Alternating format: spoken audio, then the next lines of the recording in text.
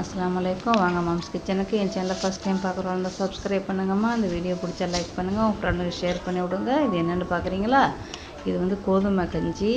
இந்த ஊரில் எல்லாருக்குமே தெரியும். நோம்புக்குள்ளே வந்து எல்லாருமே செய்வோம். இந்த கஞ்சின்ட்டு இல்லாமல் பல மாதிரியான கஞ்சிகள் இருக்குமா. நான் நோம்புக்குள்ளே வந்து உங்களுக்கு ஒன்று ஒன்று போடுறேன்.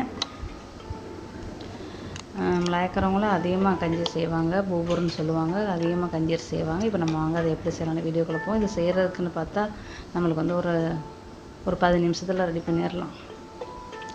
அதாம்மா கோதுமை, மாவு கோதுமை தான். சம்பா கோதுமையில் வந்து நம்ம வந்து வேக வைக்க முடியாது, வேகாது. அதை பார்த்துக்கிறோங்க.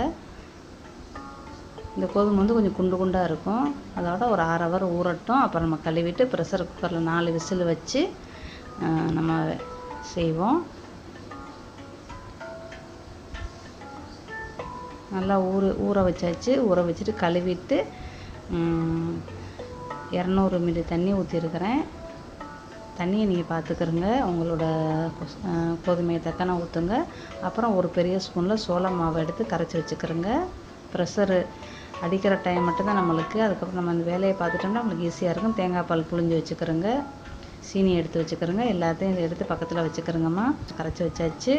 இது வந்து கெட்டி மேலே தண்ணி மேலே பால். இது வந்து தண்ணி பால் சூசு சாயரு ஒரு 3 ஸ்பூனு, ப்ரௌன் சுகரு.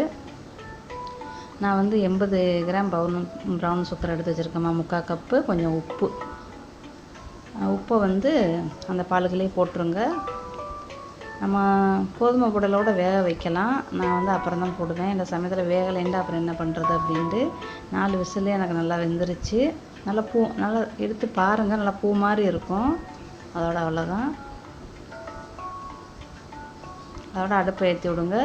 அடுப்பை ஏற்றி விட்டு ப்ரௌன் சுகரை போடுங்க. போட்டு நல்லா கலக்குங்க. கலக்கிட்டு தேங்காய் பாலை ஊற்றுங்க. இது செய்கிறதுக்குன்னு பார்த்தா நம்மளுக்கு வந்து ஒரு 15 நிமிஷத்தில் ரெடி ஆயிரும்மா இந்த கஞ்சி. நீங்களும் செஞ்சு இந்த ஸ்வீட் கோதுமை கஞ்சி செஞ்சு சாப்பிடுங்கம்மா. நோம்புகளை தான் சாப்பிட இல்லை, நம்ம சாயங்கால நேரத்தில் நம்ம செஞ்சு சாப்பிட்லாம். காலையில் பசறது கூட நல்லாயிருக்கும். அப்புறம் சோள மாவு வச்சுருந்தால அதையும் ஊற்றியாச்சு. ஊற்றிட்டு தண்ணி பாலையும் ஊற்றிட்டு அடுப்பு அடைச்சிருங்க. அவ்வளோதான். எல்லாம் வெந்துருச்சு, எல்லாமே கரைஞ்சிருச்சுமா. ஓகேம்மா. நீங்களும் செஞ்சு சாப்பிட்டு எப்படி இருக்குன்னு சொல்லுங்கள். மீண்டும் சந்திப்போம். பிடிச்சிருந்தா லைக் பண்ணுங்கள், ஷேர் பண்ணுங்கள், சப்ஸ்கிரைப் பண்ணுங்கம்மா. தேங்க்யூ.